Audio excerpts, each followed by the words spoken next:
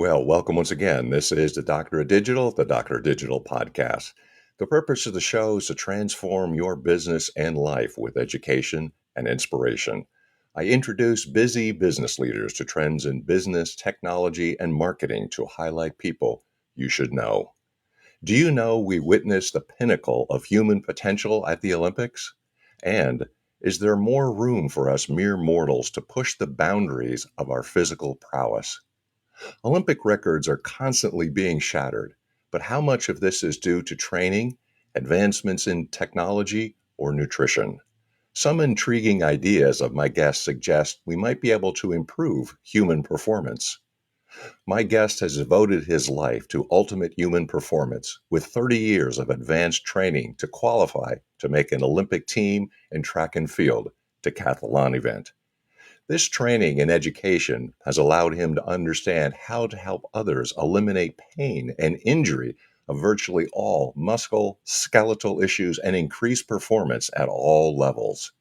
Working with USA Navy SEALs and pro athletes and everyday people has helped him to create a methodology that far exceeds any other for advanced human performance. Finally, he is the author of the Joe Hippensteel Method. During this episode, we'll do a deep dive into the changes and hot topics of successfully transforming our bodies into the ultimate human performance. We will leverage the expertise of my guests and how to navigate the unique dynamics of the field. By the end of this episode, you'll be better equipped to know what to do, and I encourage you to contact my guest, Joe Hippensteel, CEO at Ultimate Human Performance, Inc. With that, I'd like to welcome Joe to the show. How you doing today, Joe? Oh, fantastic, Mick. Thank you for the opportunity to talk with your great audience. You bet. I couldn't wait to get you on the program because you're doing such important work. I'm wondering, doing what you have done, is there a pivotal moment to say, this is the area that I wanted to concentrate on? Because I'm willing to suspect you have a good story behind this. Well, I kind of like the story. It's helped me get to this point. But, in my younger days, I was an athlete and I was in multiple sports. I loved athletics. It was my life. I went to college and played two sports. One of them was football. The other was track and field. Okay. And the football, I'm a fairly small guy. So the football kind of beat me up after a couple of years. And I decided I'm going to focus on track and field. I wanted to do what's called the Decathlon, which is 10 events in track and field, because it's the best all-around sport, which means you have to pole vault and throw the shot put and javelin, Right. long jump, high jump, running events, hurdles. So I thought, well, that's my best shot because I'm not genetically gifted enough. I'm not big. I'm not strong. I'm not have the genetics behind me. So I had to compete against bigger guys, but I thought this is my chance. This is what I wanted to do. Right. And the Olympics always fascinated me. So I said, okay, that's my mission. That's what I'm going to do. And I transferred from a small college in Pennsylvania, Division III college, to a Division I college in California. I said, that's it. Wow. I'm going to California. I'm going to train for the Olympics.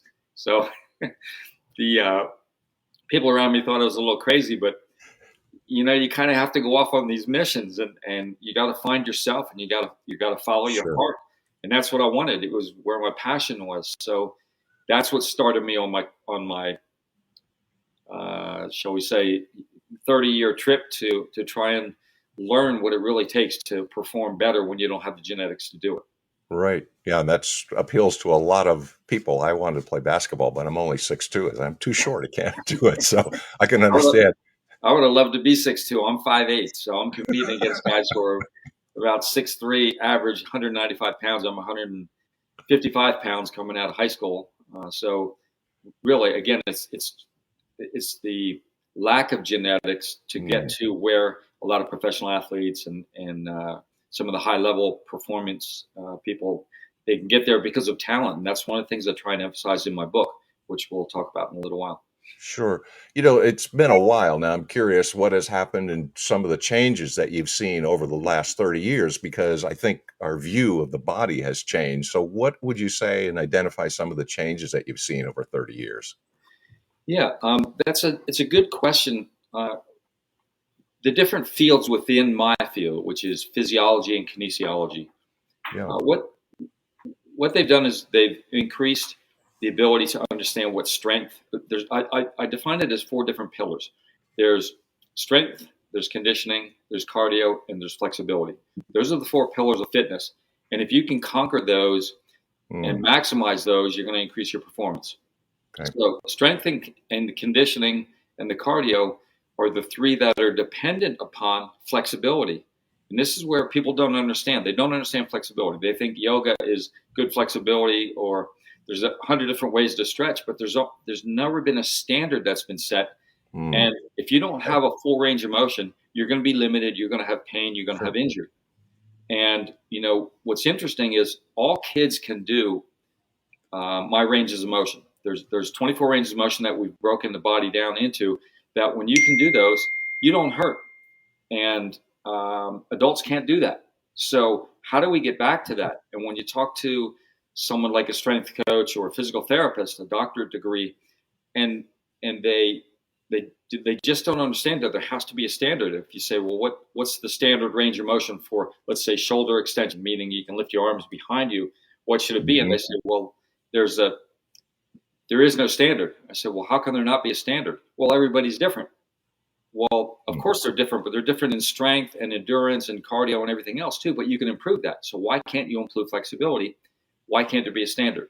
Okay. These are not random standards. This is something that I learned over 20 plus years of training, very, very hard, very intensely, to try and understand what it's going to take me to get to that next level.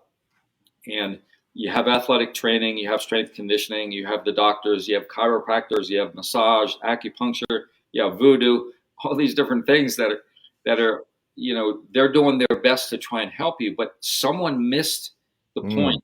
And that's, if you don't have range of motion, the other stuff doesn't matter as much. But if you have range of motion, you don't need all the gadgets, all the things. There's so much equipment that they use in the athletic training room. If a group of athletes comes off their practice field and they sit on the massage table and they get some electric stim and they get some compression boots on their calves and all these different gadgets, bottom line is they should open their muscles back up so they can breathe again, so they can have range of motion. And that's what I discovered. That's the changes and the paradigm shift that I'm trying to teach to the world. And we're doing it at the highest level: Navy SEALs, professional athletes, and men and women from all walks of life. We have 10,000 people in 57 countries that are catching on to what we're doing.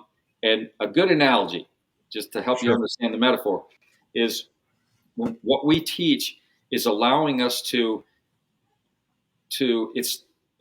I compare it to the Tin Man on the Wizard of Oz. He can't move. Yeah. And if you put oil in him, he can move. So how do you do that? You got to do slow, long, sustained, static stretching to get to a certain point where your body can open, and then blood flows in and feeds the muscle once it's open. Otherwise, your body is walking around with frozen steaks. We have to defrost them. We got to get them usable again. And it's there's been resistance in what we teach only because stretching has a bad rep. And there's so many different kinds, and so many clients talk to me and they say, well, I've had a lack of discipline in my stretching. I haven't done a good job of it. And then they kind of smile as if it's some genetic joke, like, oh, well, I just wasn't blessed with flexibility. But they don't know what to do. We're now teaching what to do, and it's working at the highest level. We have saved over 400 Navy SEALs from surgery just by doing what we do. When you look at all the different ailments that are out there, from arthritis, bursitis, tendonitis, bulging disc, migraine headaches, carpal tunnel syndrome, fibromyalgia, restless leg syndrome, tennis elbow, golfer's elbow, plantar fasciitis, all these things are one thing: tension. If you follow our 24 ranges of motion and the protocol to get there, you can eliminate all those what they think are medical cases, and they aren't necessarily. They're just tension. We've conquered. One example: migraine headaches is a $42 billion industry in the United States. Research and treatment, $42 billion. We've done 100 cases and cured them all, and it takes between an hour and 3 days. It's a matter of understanding what muscles are choking which nerves, and then it goes away when we open that up. So that's kind of a long answer, but that's how what we have when you ask what has changed in my experience in this industry, it's really we're creating the change. It's a paradigm shift. You've got to have range of motion before you can gain the most in the other three, which is the strength, conditioning, the cardio. And, Flexibility is the key. It's and foundation. that sounds like what would be the hot topic to address, because what you're saying is that if I'm hearing you correctly, it's almost like you're reversing the aging process, right? Because Exactly. we're becoming children again. But you're right, children don't worry about these things. They have the range of motion. Exactly, Mick. And I'm glad you brought that up. The fountain of youth is very real. Man has been searching for the fountain of youth for centuries. Yeah, And it comes down to three things. 60% of it, in my opinion, is you have to be able to move freely like a kid. They don't have any of those ailments I just named. right. If you have the ranges of motion, you can move freely, you're 60% and you're pain free. The other 20% and 20% is nutrition, which is the biochemistry of the body, and learning how to control your metabolism to calm your body down so that your immune system can work efficiently. So you have 60% flexibility to a standard, 20% the biochemistry of the body through nutrition, and 20% learning how to control your metabolism. For example, when you're awake all day long and you're, let's say for 16 hours a day, you're in hyper mode, you have your foot on the accelerator and you're pressing Yep. it all day long. If you take an EEG, electroencephalograph reading of the brainwave frequency, you're functioning at around 21 cycles per second, which is a pretty fast speed. When you meditate or sleep, it goes down to 10 cycles or less. Hmm. So your immune system, when you have your foot on the accelerator all day long for 16 hours, Right. your immune system can't work efficiently because it's so busy doing maintenance for the rest of the body. Okay. But when you slow things down and learn how to control your metabolism, we've taken pitchers the night before they're supposed to pitch, and they come up with a fever, they come up with a bad cold, and we've had them over it in 20 minutes. By slowing everything down, it's like going into a deep sleep while you're awake, while you're conscious. And so we teach the meditation, we teach the nutrition, but the mainstay is the 60% is getting flexible to a standard, and 20% of the population has natural flexibility. Those are the people that enjoy yoga. The other 80% of the people have to work at it, and we teach Okay. the exact protocol how to do that. You have a really unique approach. You had mentioned your book. I'm wondering if you could tell us some of those groundbreaking ideas that you have in there, because it is a unique approach, and how you develop this. I'd be really curious if you could expand about that a little bit. Yeah, for sure. When I was in my training years, and I was training very intensely, between 6 and 10 hours a day, for off and on for 20 years, and I didn't have a sponsor. I didn't have some of the advantages of these talented athletes, people Right. helping them. I lived in a car for 2 years so that I could travel around to different universities and learn from different coaches. And I just trained and trained and trained. And if I have an injury, which I ended up having in those 20-year period, I had over 100 injuries, literally. I'm not exaggerating.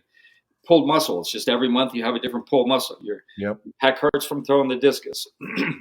Your hamstring hurts from sprinting. Your back hurts from landing the wrong way in the pole vault pit. So all these things, your body takes a beating. And I was training so intensely for so many years that my body took the brunt of my passion and pursuit of trying to make an Olympic team without having the genetics. So bottom line is, when I'd have an injury and I go to the athletic trainer, I go to the strength coach, I go to the physical therapist, I go to the chiropractor, and it got to the point where all these injuries, they really didn't know what to do. They did a little bit. Chiropractor would help sometimes. The physical therapist would always focus on getting Right. stronger in that area. But if you have a muscle that's a pulled muscle, so to speak, it doesn't always work. And in fact, it very seldom works. And I just kept experimenting with getting stronger in certain areas, getting more flexible in certain areas, working my technique to make sure I'm efficient with my posture, my technique, etc. And I'll give you two examples. Okay. My shoulders got to the point where they were hurting so bad, torn rotator cuff, torn labrum. They said I had to have surgery or injections to kill the pain. And I didn't want to do that. No surgery, no injections. So I just kept experimenting, more strength work in the weight room, working on flexibility. And I found one day I was experimenting, and I had my hand hooked to a cable behind me. And the higher that I rate, the more weight I put on the cable to raise my arms. When I got to 120 degrees with my shoulder extension, Right. my shoulder didn't hurt anymore. And I thought, well, how can that be? I have a torn labrum, I have torn rotator cuff, and I found out, well, it's when you're doing that stretch, it's mostly stretching the bicep because we're always working in front of ourselves, and meaning we're flexing the bicep. Nobody ever reaches behind themselves, and Hmm. so the further I reached behind myself up to 120 degrees, it just started stretching out the biceps. So I found the number one shoulder injury is not rotator cuff tear or labrum tear; it's bicep tendonitis. And the doctors will call it an impingement in the shoulder, and they may know the term bicep tendonitis, but they don't know what to do for it. You got to get to 120 degrees. Another example, when I was sprinting and I was at my peak, I pulled a hamstring muscle, and it was my left leg, my jumping leg. I jump off it for my long jump, for my high jump, etc. So I'm in the weight room 6 weeks before the Olympic trials. I'm trying to strengthen my hamstring. Well, if it's torn, I got to strengthen it. Then the doctor confirmed it. The chiropractor confirmed it. The athletic trainer confirmed it. Yeah, it's torn for sure. And so I'm trying to strengthen it. It seemed to get worse. But at night, it hurt so bad, I would just massage it before I'd go to sleep, try to Hmm. sleep. And the more I massaged it, the deeper I went, the more I could stretch it. It just felt like I was relieving something. I got to the point where I could put my nose on my knee with my leg straight, and Wow. the pain was gone. So I thought, wait a second. If it was torn, that's not Sure. stretching. Doesn't seem like it's going to help. Right. So I get the full flexibility to that standard, and it doesn't hurt anymore. So I figure, wait a second. It must be a kink in the muscle that I just learned how to get rid of. So I kept experimenting with the body till I found 24 ranges of motion eliminates all those problems, all the ones that I named before: migraine, headaches, tennis elbow, fibromyalgia, all Hmm. those things that the doctors put labels on you and they call it aging. No, tension. When you get rid of it, you're in control. Empowerment. That's what it's about. Yeah, that's awesome. It's a really groundbreaking work in a lot of ways. And I'm curious about if, let's say, a person is listening and hearing you and they say, well, Joe, I'm not a professional athlete. I just can't do that. But you really deal with a range of people that are sort of the ordinary people, and then some are maybe the weekend warrior type, and then the top performing people. Could you give some actionable tips for those various ranges of individuals you work with? Yeah, for sure. And that's a great question. We've tested this and worked with the highest level, like you said, the Navy SEALs, professional athletes. But if it works for them, it's even easier for the people who aren't going that intensely with their training Okay. and with their lifestyle.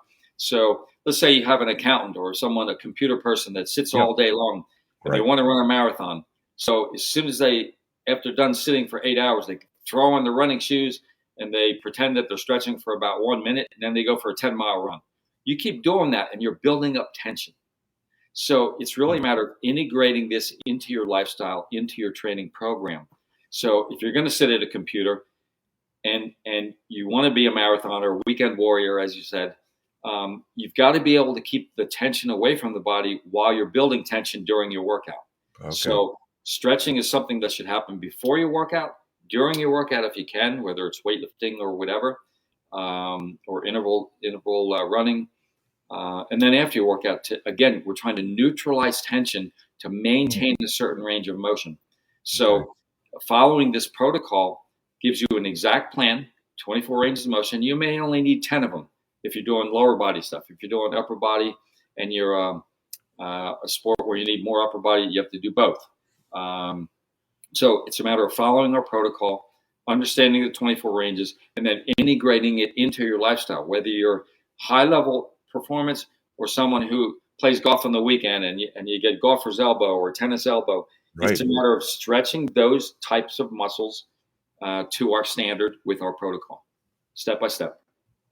That's really helpful. I think that's what will help a lot of people hear that. And knowing that it's actually for everyone and at different levels and high levels. And that's really what you're addressing. We've mentioned the book because we talked about some of the changes and topics that you're familiar with. How do we get a hold of the book? And yes, how do we get a hold of you? Because I think this is really helpful for a lot of people. Yeah. I want to add one more thing that I'm going to tell Okay. you about the book. everybody hurts.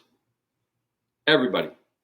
And whether they have migraine headaches or golfer's elbow or restless leg syndrome at night or bulging discs in their back, all these things again are just tension. So everybody hurts, and this is so helpful for everyone, whether they're an athlete or non-athlete, an executive or a wife who has to, do the shopping and everything else for 4 kids and taking them to school, being the taxi driver, trying to run a career at the same time.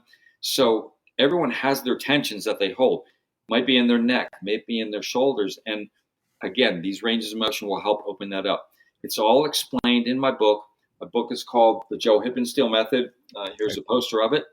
And it goes through the whole protocol of what we do. I then have a website, ultimatehumanperformance.com. Okay. That's ultimatehumanperformance.com. Or if you look up Joe Hippensteel, you'll find the book on Amazon. We launched the book in December, and we hit bestseller status in 4 categories the first week. And we just now, this week, released the second edition, which is a little bit more condensed, a little bit better editing. I'm happy with it. And we're really starting to make a dent and help people with becoming pain-free, finding that fountain of youth, sending them on that mission. It's something that everybody has been looking for a very long time. It's a century-old search, and I think you may have stumbled across some really insightful tips. Joe, thanks for so much for what you've been able to share and what you've been able to accomplish. And it seems like, well, it's only been 30 years, but to put it together in a very digestible and helpful way. So I appreciate your time and your expertise. My pleasure. Thank you. Thanks for what you're doing. You're inspiring a lot of people, educating a lot of people, and that's what it's about in life.